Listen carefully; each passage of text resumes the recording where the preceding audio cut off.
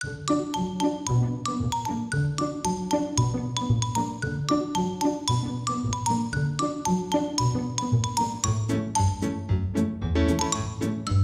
your favorite donut and why?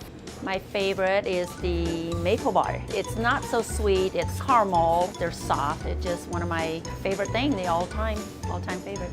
The donut shop business is Susan Lim's life. Her Orange County, California donut shop is just one of many that sprinkle the U.S. Combined, those stores and producers make 10 billion donuts annually. Every single donut I would take a bite and I would throw away. I took a bite because I want to see the flavor of it, each and every one of them.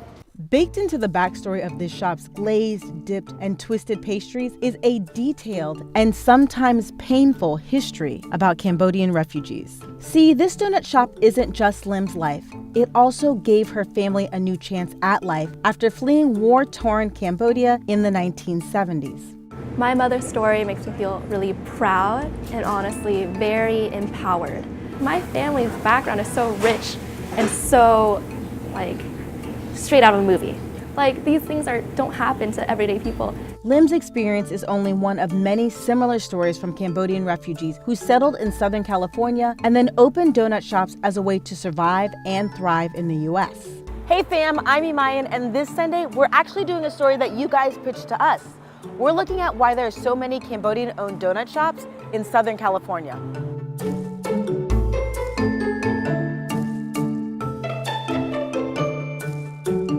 Hi, Amanda. Susan Lim says donuts have been very sweet to her. Definitely American dreams to have a business. It's American dream just to do anything here. I mean, America is definitely opened up doors to many refugees like myself. Lim bought this donut shop from her parents after they retired in 2004. She'd spent years learning up close about the family's business because she started working in it as a teenager. But before her family acquired more than a dozen donut shops in Southern California, they were literally just trying to survive. When you talk about things like that, it kind of brings back memories. The suffering, the starving. Lim's native Cambodia was thrust into war when communist and anti-communist forces battled for the nation's post-colonial future, according to Richard Kim. The war was actually an extension of the Vietnam War, which consumed Indochina. All of it rolled up into the Cold War, which was an ideological struggle about the spread of communism. The brutal war lasted for most of the 1970s, but the conditions that ignited it had been years in the making. It's the result of decades of colonial rule under the French and the power vacuum that was left with the ousting of the king in 1970. Power struggles emerged over who had the right to rule Cambodia.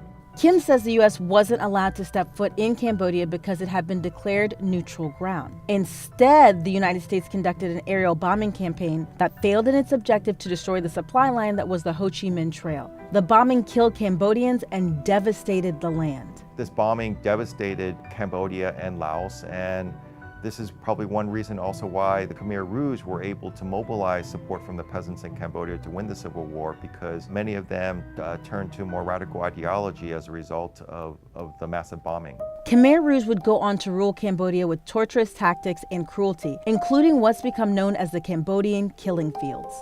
They were sites where people were murdered, sometimes clubbed to death to save bullets. And a key moment during the war was when the Khmer Rouge conquered the capital city of Phnom Penh in 1975. They basically tried to exterminate the educated class. And Lim says her father was one of the people who was targeted. Here's how he managed to escape a deadly fate.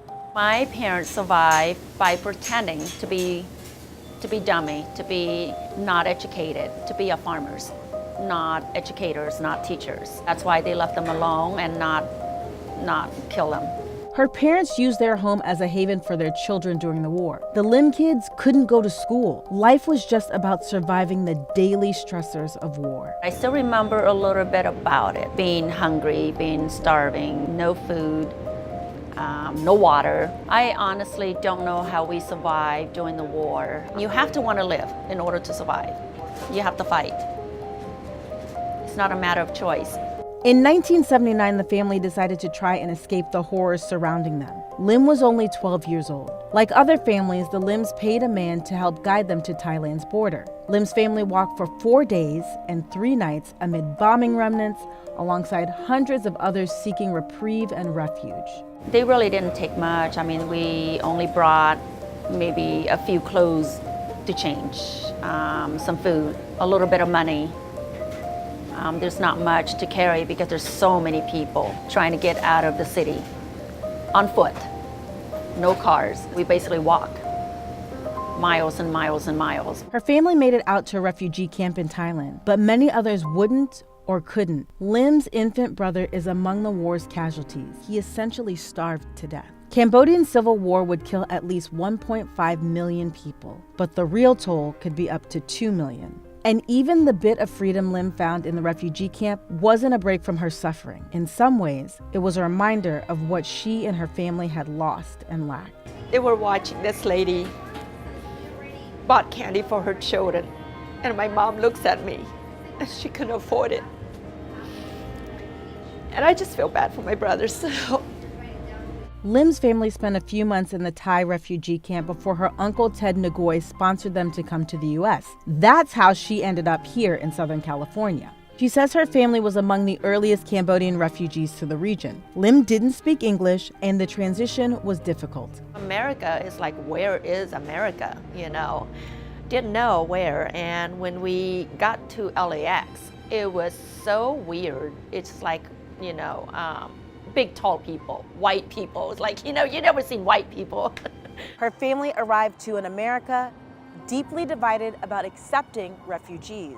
One Harris poll taken in May 1975 found that 37% of Americans were in favor of accepting the refugees, 49% opposed it, and 14% weren't sure. Even President Jimmy Carter essentially refused entry to 40,000 Cambodian refugees before later taking a more humane approach to the conflict's victims. This was America's climate when Lim's family moved in with her uncle and began working at his donut shop. My uncle is, he's the king of the donut. His name is Ted Ngoy. Ngoy employed Lim's parents, teaching them the trade. In fact, the very first night Lim's family arrived in California, Ngoy took her parents to make donuts with him. Without him helping us, recruiting us, I don't know where most Cambodian would be doing, including my family. Ngoy continued to sponsor other Cambodian refugees, hiring them, teaching them about the donut shop business.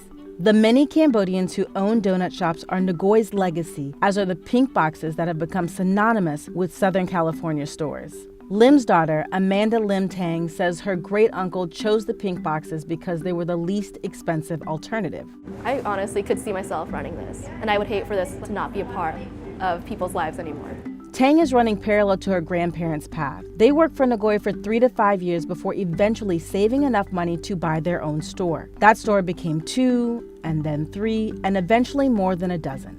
Susan Lim says her family story is an example of the American dream. She hopes at least one of her 5 children will one day join the business, but only after getting a college education, which she says she was unable to do because she had to help her family. Susan Lim's family is just one of more than 2 million people who fled the region between the 1970s and the 1990s. The United States took in more than 1.52 million of them. Some of the refugees landed here in Long Beach, California, in a place that's today known as Cambodia Town. It's filled with businesses owned by Cambodians. And now some of the refugees who arrived as children or who were born in refugee camps are being repatriated to a nation they've never really known. The U.S. and Cambodia signed a memorandum in 2002 saying an average of 35 people would be deported annually. And that was true until 2016. That's when the Cambodian government told the U.S. Embassy in Phnom Penh that it would no longer accept deportees until it had a chance to review the issue. The agreement allows the U.S. to repatriate Cambodians who've committed a crime, even if that crime is a misdemeanor, and even if they're married to U.S. citizens. By 2017, more than 500 Cambodians have been deported as part of the agreement. And in the first week of April 2018, the U.S. deported the largest group of Cambodians ever. Immigration officials sent back more than 40 people to Cambodia. Lim says she doesn't personally know anyone who's been affected by the deportations. And what she wants is the legacy of Cambodian donut shop owners to continue. What I like most about working here is meeting my customers, my clients, talk to them. Wait on them, make them happy. That's why I'm here. Hi, thank you so much for watching. Don't forget to like, share, and subscribe. And this story proves we actually do read the comment section. So give us your story ideas below, and we'll look for you next Sunday.